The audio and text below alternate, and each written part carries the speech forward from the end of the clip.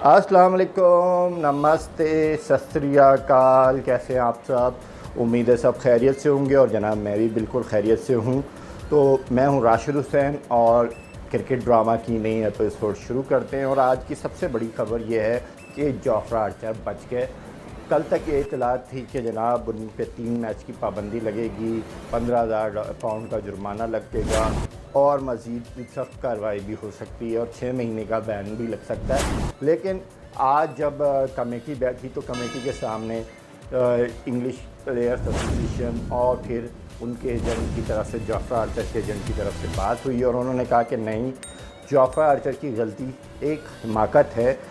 उन्होंने अपनी गलती को तस्लीम भी कर लिया और पूरी तरह जनाब उन्होंने माफ़ी भी मांगी है। और इसको देखते हुए मौजूदा हालात और मौजूदा सिचुएशन में, क्योंकि नॉर्मल हालात में हर खिलाड़ी अपने घर की तरफ जाता है और जोफ्रा आर्चर नहीं समझ पाए थे कि अब उन्हें होटल जाना है या घर जाना है, तो वो होटल के बजाय घर चले गए। और जब उन्हें इस गलती का एहसास हुआ, बल्कि ये एहसास उनके एजेंट ने दिलाया, जब वो होटल के बाहर उन्हें नहीं मिले तो वो उन्होंने फ़ोन करके आर्चर से बात की और आर्चर ने कहा वो तो घर पहुंच गए।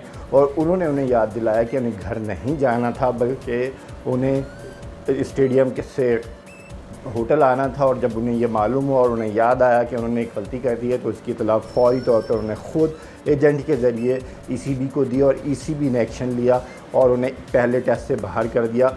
इसके बाद मौजूदा सूरत हाल में उन पर मज़ीद सख्ती करना गैर कानूनी और गैर अखलाकी होगा। तो प्लेयर एसोसिएशन ने यही मौक़िफ़ सामने रखा और ईसीबी किसी हद तक उन पर सख्ती करने के मूड में था। लेकिन जब प्लेयर एसोसिएशन की तरफ से सख्त रद्द-ए-अमल आया और कैप्टन जो रूट की तरफ से भी कहा गया कि मौजूदा सूरत हाल में एक इंसानी गलती को इतना बड़ा जो है अलमिया नहीं बनाना चाहिए और इतनी सख्त सज़ा देना मुनासिब नहीं है। जब कैप्टन और कई प्लेयर एसोसिएशन की तरफ से बहुत ज़्यादा दबाव के बाद सिर्फ 15,000 पाउंड का जुर्माना किया है, जो 15,000 पाउंड का जुर्माने के साथ साथ उन्हें वार्निंग लेटर भी जारी किया है कि वह आइंदा कोविड पाबंदियों का सख्ती से ख्याल करेंगे और इस पर अमल दरामद कराएंगे। और आर्चर के साइन हुए हैं उस वार्निंग पे और आर्चर के एजेंट की जानिब से ये यकीन दहानी करवाई गई है कि वो आइंदा तमाम कवानीन पर अमल दरामद करेंगे। और इसके साथ साथ उनके कोविड टेस्ट भी नेगेटिव आ गया है, तो काफ़ी सूरत हाल संभल चुकी है। कल तक ऐसा लग रहा था कि 6 महीने की पाबंदी के बारे में भी गौर किया जा रहा है, 3 मैचेस की पाबंदी पे भी गौर किया जा रहा है। और ये भी इतलात थी और एक बहुत मुसद्दिक़ा इतलात थी। खुद जायल्स कह चुके थे अपने इंटरव्यू में कि सख्त से सख्त सज़ा दी जाएगी।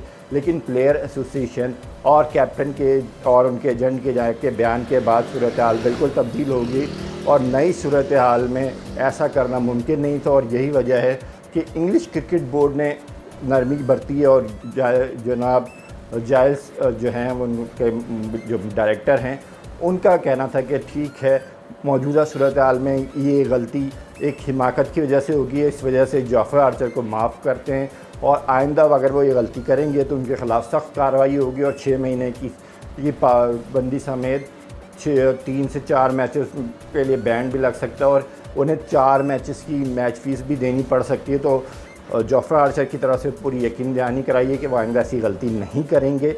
और घर जाना आम तौर पे वो एक नॉर्मल रूटीन है कि वो मैच के बाद सीधा घर जाते हैं और मैच के बाद वो अपने घर गया और जब उन्हें मालूम हुआ कि उन्होंने गलती कर दी है तो उन्होंने ख़ुद इत्तला दी ईसीबी को कि उनसे ये गलती होगी। उन्होंने पूरी बात बताई ईसीबी के ऑफिशियल्स को और यही वजह थी कि ईसीबी ने फ़ौरी तौर पे उन्हें जो है एक मैच की पाबंदी लगाई, उन्हें आइसोलेशन में भेजा और आइसोलेशन में उनके टेस्ट नेगेटिव आने के बाद उनसे रियायत की जा रही है।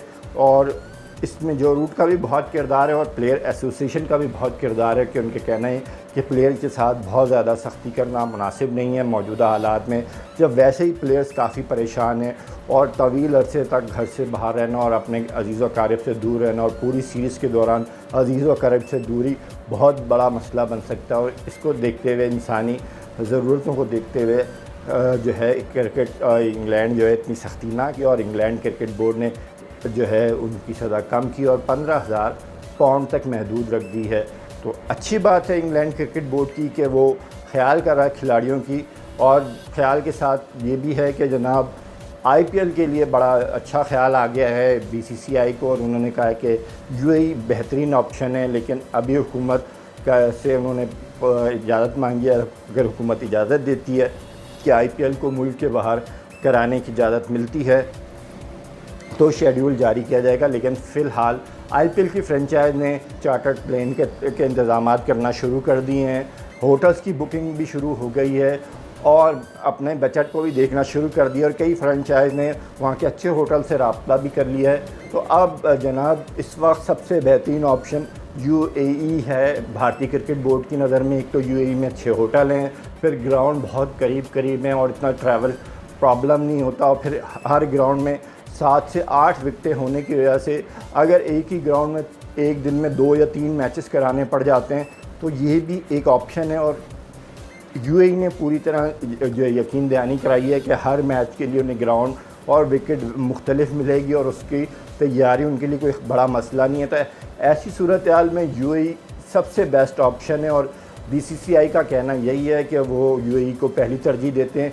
अगर हुकूमत इजाज़त देती है तो दूसरे में धर्मशाला और फिर अहमदाबाद का स्टेडियम भी है। लेकिन क्योंकि भारत में बहुत तेज़ी से कोरोना वायरस के केसेस बढ़ रहे हैं तो ऐसा नहीं लगता कि ऐसी सूरत हाल में ये मुमकिन हो सकेगा कि आईपीएल को भारत में कराया जाए।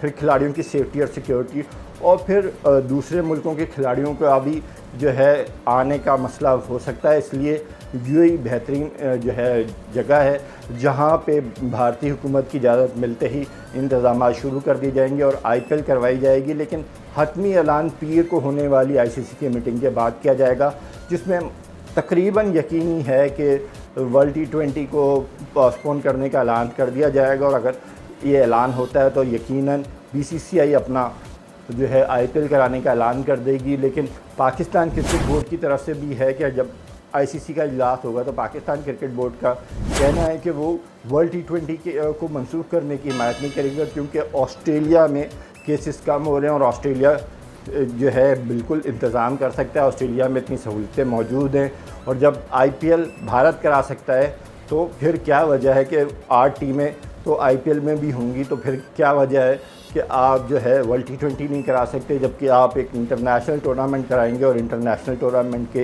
अखराजात और तमाम मामलात हैं।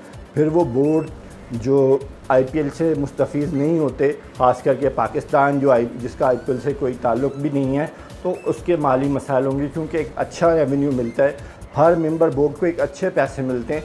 तो अगर वर्ल्ड T20 कैंसिल होता है तो श्रीलंका, पाकिस्तान और बांग्लादेश, न्यूजीलैंड और साउथ अफ्रीका को काफ़ी मसाइल हो सकते हैं। और इन मसाइल को देखते हुए आईसीसी को गौर करना चाहिए और कोशिश करनी चाहिए कि वर्ल्ड T20 करवाई जाए। अगर वर्ल्ड T20 होती है तो यकीनन इससे बहुत फ़ायदा होगा। लेकिन मौजूदा हालात में जब ऑस्ट्रेलिया ही तैयार नहीं है वर्ल्ड T20 कराने के लिए, जब मेज़बान तैयार नहीं है, तो फिर किसी तरह ये टूर्नामेंट होना मुमकिन नहीं है। और आईसीसी इतनी जल्दी किसी और मुल्क में भी ये टूर्नामेंट कराने की अहलियत नहीं रखता। तो मेरे ख़्याल से इस वक्त बेहतरीन ऑप्शन यही है कि वर्ल्ड T20 को पोस्टपोन कर दिया जाए और आईपीएल करवाई जाए, ताकि आईपीएल से खिलाड़ियों को कोई मुआवजा मिलता है और उनको कोई फ़ायदा हो सके। प्रैक्टिस मैच हुआ और प्रैक्टिस मैच में नसीम शाह ने बेहतरीन बॉलिंग कराई है और नसीम शाह जो है 5 विकेटें लेने में कामयाब हो गए। अब्बास ने भी लाइन और लेंथ से बॉलिंग कराई है और काफ़ी अच्छी बॉलिंग कराई है। लेकिन पहले जो प्रैक्टिस मैच हुए 2 रोज़ा, वहाँ हमारे बॉलर नहीं चल के दिए, और डर्बी में जो प्रैक्टिस मैच हो रहा है 4 रोज़ा, यहाँ पे हमारे बैट्समैनों ने कोई अच्छी कारकर्दगी नहीं दिखाई। मोहम्मद रिजवान 54 रन बनाकर सबसे नुमायाँ बैट्समैन रहे टीम वाइड के। तो अगर देखा जाए तो ऐसा लग रहा है कि कहीं पाकिस्तान के बॉलर अच्छे कर रहे हैं, कहीं पाकिस्तान के बैट्समैन कर रहे हैं। टीम जो है वो पूरी की पूरी अच्छी कारकर्दगी दिखाने में कामयाब नहीं हो रही। और नसीम शाह ने बहुत अच्छी बॉल कराई और काफ़ी तेज़ बॉलिंग कराई, हत्ता कि फवाद आलम को उन्होंने एक बाउंसर भी मार दिया, जिसकी वजह से वो थोड़ा सा ज़ख्मी हुआ और उन्हें अपना हेलमेट भी चेंज करना पड़ा। लेकिन ये सूरत हाल है पाकिस्तानी टीम की तैयारियों की। अभी एक और 4 रोज़ा प्रैक्टिस मैच होगा और उसके बाद 5 अगस्त से सीरीज़ शुरू होगी पाकिस्तान और इंग्लैंड की। 3 टेस्ट और 3 T20 मैचेस की सीरीज़ है और पाकिस्तान की ख्वाहिश है कि ये सीरीज़ पाकिस्तान जीते और टेस्ट चैम्पियनशिप में तीसरी पोजीशन पे कब्ज़ा कर ले। अगर क्योंकि ऐसा लग रहा है कि वेस्ट इंडीज़ और इंग्लैंड का जो दूसरा टेस्ट है वो ड्रॉ की तरफ जा रहा है। आज पूरे दिन जो है सिर्फ 14 ओवर का खेल हो सका और उसमें 1 विकेट गिर गई, तो काफ़ी जो है मसाइल का सामना करना पड़ा। और वेस्ट इंडीज़ को वो पहली विकेट जल्दी गिर गए, लेकिन उसके बाद बारिश ने वेस्ट इंडीज़ की मदद की और खेल जो है मुतासिर हुआ। और कल भी मौसम की इत्तलात यही हैं कि मैच में बारिश बार बार होगी और कई सेशन जो है हो सकता है कल भी ना हो सकें। तो ऐसी सूरत में ये मैच ड्रॉ की तरफ जा रहा है, क्योंकि अगर एक टीम जो जीत सकती है फ़िलहाल वो इंग्लैंड है। और अगर 1.5 सेशन में पूरी की पूरी वेस्ट इंडीज़ की टीम को आउट करना वो इतना आसान भी नहीं है। पहले टेस्ट में वेस्ट इंडीज़ के बैट्समैनों ने इंग्लैंड के मुकाबले में काफ़ी अच्छी कारकर्दगी दिखाई थी, तो अब ऐसा नहीं लगता कि 2 इनिंग्स 2 दिन के अंदर वो समेट दी जाए वेस्ट इंडीज़ की और उनको 400 साढ़े 400 के रन के अंदर महदूद रखा जाए।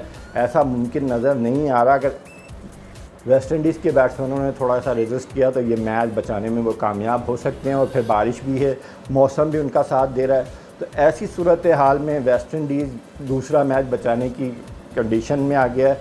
और तीसरा मैच जब इसी ग्राउंड में होगा और इसी विकेट पे होगा तो फिर वेस्ट इंडीज़ को शिकस्त देना इंग्लैंड के लिए इतना आसान नहीं होगा, क्योंकि एक मैच वो हार चुके होंगे और वेस्ट इंडीज़ के पास सीरीज़ हारने का कोई ऑप्शन नहीं होगा। लिहाजा वेस्ट इंडीज़ ऑल ओवर जाएगा और बहुत तेज़ी से खेलेगा और अपना नेचुरल गेम खेलेगा। तो इंग्लैंड के लिए काफ़ी परेशानी की सूरत हाल है। मौसम ने इंग्लैंड की को फतह से दूर कर दिया है और अगर इंग्लैंड के बॉलर 2 दिन के अंदर वेस्ट इंडीज़ को आउट नहीं कर सकते और 2 दिन में भी पूरे 2 दिन का खेल होना मुमकिन नज़र नहीं आ रहा, तो इंग्लैंड की सूरत हाल काफ़ी गंभीर हो गई है।